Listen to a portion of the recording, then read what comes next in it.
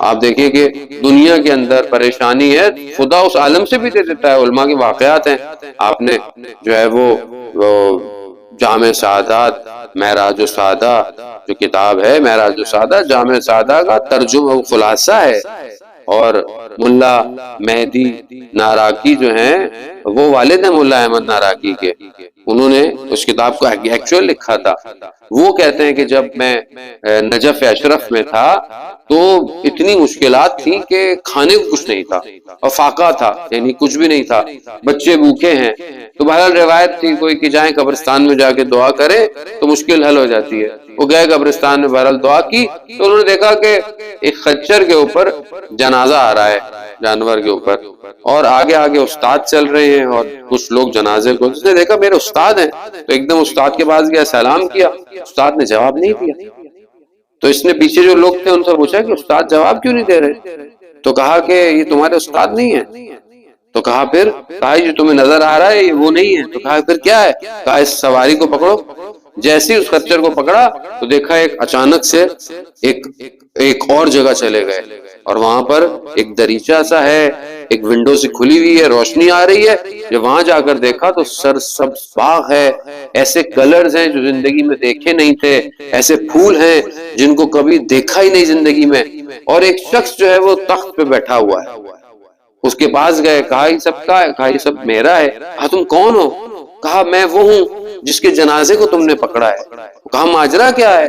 کہا تمہیں پتا ہے کہ مومن دنیا میں کہیں بھی مرتا ہے اسے وادی السلام میں لایا جاتا ہے۔ تو کہا وہ جو میرے جنازے کو پکڑ کے لا رہے تھے وہ تمہارے جاننے والے نہیں تھے، وہ ملائکہ تھے، اور وہ مجھے میری روح کو یہاں لے کر آئے۔ تو خوب یہ سب ہے۔ تو کہا، انہوں نے کہا کہ اچھا میں گھوم پھر سکتا ہوں؟ کہا ہاں گھومو پھرو۔ گھومنے پھرنے لگے تو اچانک سے عالم برزخ ہے، تو دیکھا ماں باپ نظر آئے۔ ماں باپ کو دیکھا، اب دل میں پریشانی تھی، اولاد کی، بھوک کی، سب بھول گئے۔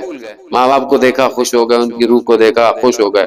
جیسے ہی ماں باپ نے پوچھا اور تمہارے بچے کیسے ہیں، جیسے ہی بچوں کا سوال آیا وہ درد پھر دوبارہ کہ وہ تو بھوکے ہیں۔ تو کہا جاؤ فلانی جگہ چاول پڑے ہیں اٹھا کے لے جاؤ۔ کہا کتنے؟ کہا جتنے لے کے جا سکتے ہو لے جاؤ۔ ابا تھی، اس پہ انہوں نے چاول ڈالے اور اچانک سے اسی کھڑکی کی طرف گئے اور پھر دیکھا کہ وادی السلام میں کھڑے ہوئے۔ واپس لائے، گھر چاول دیے اور ان کی زوجہ چاول بناتی رہی۔ ایک دن زوجہ نے پوچھا کہ یہ ماجرا کیا ہے؟ کہا کیوں؟ کہا میں چاول جتنے بھی روز استعمال کرتی ہوں چاول ختم نہیں ہوتے، کہ چاول ظاہر ہے اس عالم سے تو آئے نہیں تھے، دوسرے عالم سے آئے ہوئے تھے، لیکن بہرحال کیا کرتے، مولانا بھی مجبور ہو گئے، بیوی کو راز بتا دیا بس۔